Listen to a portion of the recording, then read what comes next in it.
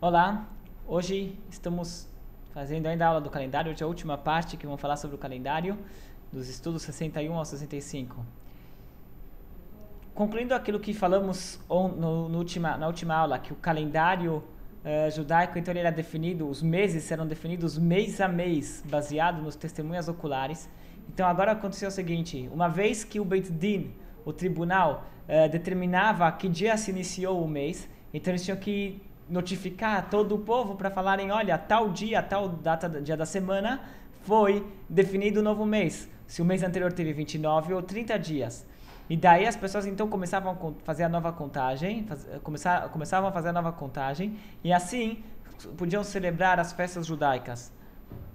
Hoje em dia não precisamos mais se preocupar com isso, porque o cálculo é igual para todos, o cálculo está aí, cada um pode fazer o cálculo sozinho e chegar na conclusão, cada comunidade pode fazer o cálculo sozinho e chegar na conclusão de quando que foi santificado o mês pelo tribunal há milênios atrás.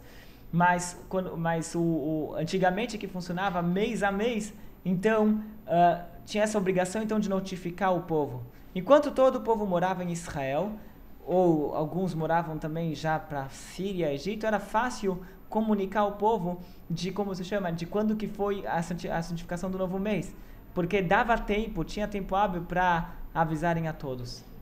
Porém, quando o povo judeu se dispersou e foram parar na Babilônia, isso já lá ainda antes da destruição do primeiro templo, muitos judeus foram exilados para a Babilônia, então tinham que procurar um sistema de como comunicar os judeus da Babilônia que não dava de quando foi determinado o novo mês. Porque acontece? Você chega nos meses que tem festas judaicas, o mês de Pesach, o mês de Nissan e o mês de Tishrei. Em Nissan nós temos o Pesach, em Tishrei nós temos as festas Rosh Hashanah, Yom Kippur e Sukkot. Então o que acontece? Desde o início de Nissan até Pesach são 15 dias. Pesach é no 15º dia de Nissan. Sukkot é no 15º dia de Tishrei. Yom Kippur é no 10º e Rosh Hashanah é no 1º. Então o que acontece? Para avisarem a todos esses judeus em todos os lugares, às vezes não tinha tempo para chegar, não conseguiu em duas semanas, em 15 dias, chegar de Israel até Babilônia para avisar quando foi o começo do Pesach, quando foi o começo de Nissan, para que os judeus na Babilônia saibam quando que era comemorado o Pesach. Então, no começo eles bolaram um sistema de comunicação que era bastante eficiente. Se o mês foi santificado, então eles, na noite do mês, que o mês foi santificado, subiam no topo de montanhas e acendiam fogueiras. Então eles subiam no topo de uma montanha, perto de Jerusalém, e acendiam uma fogueira. Olha, foi determinado o novo mês.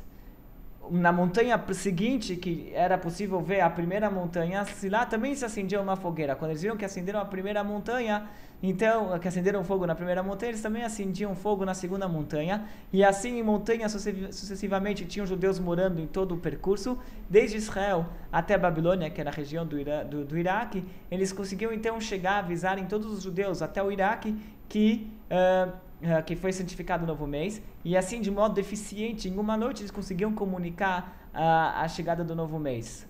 Porém, esse sistema não durou para sempre. Tinha um grupo de judeus chamados Caraítas, que eles tinham uma pequena discordância com os sábios, uma pequena não, era bastante grande, com os sábios quanto ao calendário. Eles tinham várias discordâncias com os sábios, eles eram uma seita, que eles mudaram certas coisas do judaísmo, e uma das coisas que eles tinham uma questão com o calendário também. Então esses caraítas, para manipularem o calendário de acordo do jeito deles, eles começaram a burlar esse sistema das fogueiras. Eles acendiam fogueira quando não tinham que acender, e assim começaram a causar uma confusão entre os judeus de Babilônia e os judeus de Israel. Então, quando eles começaram a burlar com esse sistema, foi abolido esse sistema, pararam de usar o sistema da comunicação das fogueiras, então tinham que passar agora por um outro sistema de como comunicar os judeus. E o sistema agora foi o caminho das pedras, que mandavam mensageiros para todas as aldeias e assentamentos judaicos, informando de quando foi definido o novo mês.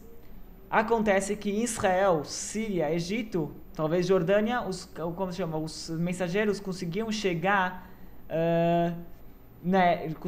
a tempo hábil para comunicar as festividades de Pesach. Em 2 semanas eles conseguiam chegar até a Síria, em 2 semanas eles conseguiam chegar até o Egito e falar, olha, quando foi definido o Rosh Chodesh em Jerusalém. E assim eles podiam celebrar então as festas na sua data correta, sem preocupação, sem dificuldades. Acontece que os judeus mais distantes, os que moravam já mais para a Babilônia, no Iraque, esses não conseguiam, não recebiam os mensageiros em tempo hábil. Quando eles chegavam, já tinha passado 2 semanas e eles não sabiam então quando comemorar Pesach, porque se o mês anterior a Pesach, o mês de Adar, teve 29 dias, então eles vão falar que dia 29 de Adar era uma sexta-feira, eles contam dia 1 então no sábado, e Pesach dessa forma então cairia, se eu não me engano, tinha um sábado, cairia em 2 sábados depois. Pesach cairia 2 sábados depois do final de Adar. Agora, se o mês de Adar teve 30 dias, então o sábado era dia 30 de Adar, dia 1 de Nissan ficou no domingo, e Pesach só então seria 2 domingos depois. Então eles tinham uma dúvida se comemorar Pesach no sábado ou no domingo, 2 semanas depois. Quando que vamos comemorar o Pesach? Sábado ou domingo? E como tinha essa dúvida, então eles faziam o começo do Pesach, faziam o Seder de Pesach, o jantar de Pesach, 2 noites. Se fosse sábado, depois jantar na sexta-feira à noite, e outro faziam no domingo, caso o Pesach caiu, faziam os outros jantar no sábado à noite, caso o Pesach caiu no domingo. Então por isso que eles definiram 2 jantares de Pesach. Assim também com o término de Pesach, 1 semana depois eles estendiam um dia a mais, caso o Pesach começou um dia depois. E assim também a mesma coisa acontecia com o Sukkot, e todas as festas, elas acabavam tendo um dia a mais, justamente pela questão da dúvida de não saberem de quando que foi determinado o novo mês. E por isso temos essa diferença que em Israel só tem um jantar de Pesach, e fora de Israel temos 2 seders. Porque em Israel os mensageiros chegavam a tempo hábil, então dava para comunicar ao povo de quando foram as rodas, eles então faziam Pesach só como consta na Torá, fazer só um dia de Pesach, um jantar de Pesach. E fora de Israel, como eles tinham uma dúvida, então eles tinham que fazer os 2 dias. Hoje em dia, não temos mais a necessidade, não temos mais a dúvida, porque nós sabemos exatamente quando foi santificado o novo mês, mas temos a tradição que nos lugares onde que os mensageiros não chegavam de fazer 2 dias de Yom Tov. E essa tradição a gente não aboliu ela, não perdemos ela. A gente mantém essa tradição de comemorar fora de Israel, nos lugares mais distantes de Israel, comemorar 2 dias. Tem várias explicações por que não aboliram. Primeira coisa, isso aqui é a tradição dos nossos antepassados, a gente não devemos mexer com ela. E depois, segunda coisa, tem motivos místicos e cabalísticos, porque fora de Israel acabamos tendo 2 dias de festa. Na mística, na Hassidut e na Kabbalah está explicado que cada festividade judaica tem uma emanação divina específica que está relacionado com aquela festa. Então desce para o mundo uma dose de liberdade na festa de Pesach, uma energia de liberdade que o mundo necessita, ela chega na época de Pesach. Uma energia de proteção vem na época de Sukkot, e assim cada festa tem o seu assunto particular que cada festa recebe, que está relacionado com aquela festa. Agora, como são emanações divinas, energias muito poderosíssimas, então elas precisam de um tempo para conseguir chegar e penetrar no mundo. Então a gente fala o seguinte, em Israel, que é um lugar mais elevado espiritualmente falando, é um lugar mais próximo de Deus. Então a energia divina que chega lá, ela consegue carregar, a bateria lá se carrega mais rápido. Então por isso 1 dia da festividade basta. Agora fora de Israel, demora um pouco mais esse processo para essa energia conseguir penetrar e ser absorvida no mundo, nesses lugares mais distantes de Israel. Por isso, então lá precisam de 2 dias para que essa energia possa descer ao mundo. Interessante que quando chega Rosh Hashanah, até mesmo em Israel se faz 2 dias.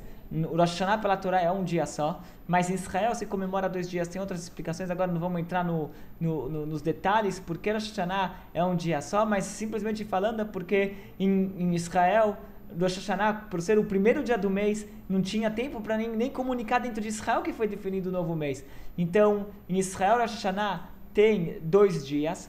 E a explicação para isso é porque Rosh Hashanah o começo do ano é uma energia tão intensa que ela encapsula dentro dela a energia para o ano inteiro, é algo tão tão poderoso que até mesmo Israel precisa de mais tempo, precisa de 2 dias para poder descer toda essa energia.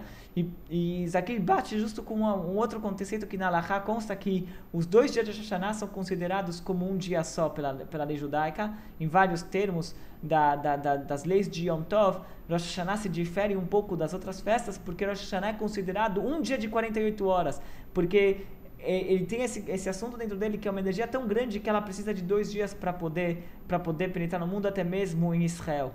Então isso que é basicamente nós temos a explicação por que nós temos 2 dias fora de Israel, e o segundo dia fora de Israel é tão importante, tão importante, quase tão importante quanto o primeiro dia. A gente tem que seguir ele. O segundo Seder de Pesach é algo importante para fazer, não podemos deixar de lado de comemorar o segundo dia de Yom Tov. Assim também, escutar o shofar no segundo dia de Rosh Hashanah, o segundo dia de Yom Tov, ele tem uma importância tanto quanto do primeiro.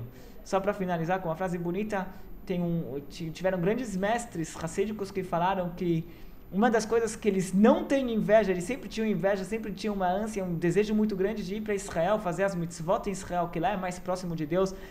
Eles estavam preocupados com a santidade de Israel, eles tinham um desejo muito grande com Israel, mas uma coisa eles falaram, que uma coisa eles não têm inveja é o segundo dia de Yom Tov. Isso que nós temos 2 dias de Yom Tov fora de Israel é algo especial e que nós devemos apreciar. E alguns até chegaram a falar que eles também instituiriam um segundo dia de Yom Tov em Israel.